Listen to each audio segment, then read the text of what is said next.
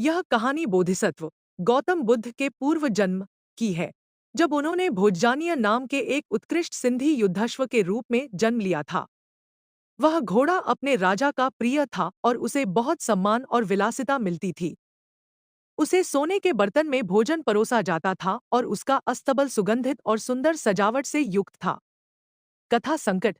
एक बार आसपास के 7 राजाओं ने मिलकर उस राज्य को घेर लिया और राजा से आत्मसमर्पण करने को कहा या युद्ध के लिए तैयार रहने की धमकी दी। युद्ध की योजना। राजा ने अपने मंत्रियों के साथ सलाह की। उन्होंने तय किया कि सबसे पहले राज्य के सर्वश्रेष्ठ योद्धा को भोज्जानीय घोड़े पर सवार होकर अकेले ही 7 राजाओं की सेनाओं से युद्ध करने के लिए भेजा जाए। अद्वितीय पराक्रम। योद्धा ने भोज्जानीय पर सवार होकर युद्ध किया। घोड़े ने अद्भुत साहस और शक्ति दिखाते हुए एक एक करके 6 राजाओं को बंदी बना लिया और उन्हें महल के द्वार पर लाकर सैनिकों को सौंप दिया। घोड़े का घाव और संकल्प।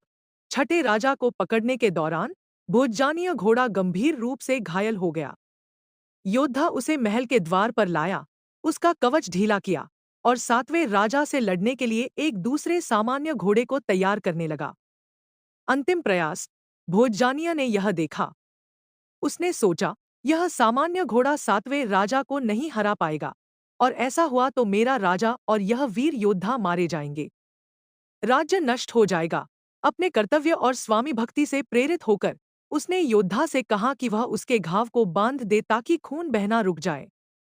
अंतिम विजय और उपदेश। योद्धा ने घाव बांधा और भोज्जानीय पर सवार होकर फिर युद्ध के मैदान में गया। एक आखिरी प्रयास में घोड़े ने 7वें राजा को भी बंदी बना लिया और इस तरह राज्य को बचा लिया। अंतिम सांस। विजय के बाद भोज्जानीय को राजा के पास लाया गया। घोड़े ने राजा को अंतिम उपदेश दिया कि वह इन 7 राजाओं को मारे नहीं, बल्कि उनसे भविष्य में युद्ध न करने की शपथ लेकर उन्हें छोड़ दे। उसने राजा से कहा कि वह धर्मपरायणता, धार्मिकता और न्याय और दान के साथ राज्य पर शासन करे। यह उपदेश देने के तुरंत बाद वीर भोज्जानीय की मृत्यु हो गई। बोध। बुद्ध के जीवनकाल की कथा। भगवान बुद्ध ने यह कथा अपने एक शिष्य को सुनाई थी, जिसने अपनी धार्मिक साधना में दृढ़ता खो दी थी।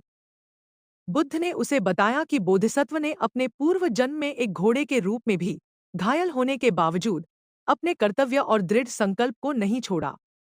यह सुनकर शिष्य को प्रेरणा मिली और उसने फिर से प्रयास शुरू किया और अरहत, परम ज्ञानी पद प्राप्त किया। सीख। यह कथा दृढ़ संकल्प, अदम्य साहस और कर्तव्य निष्ठा के साथ साथ दया और परोपकार, क्षमा के मूल्य को दर्शाती है।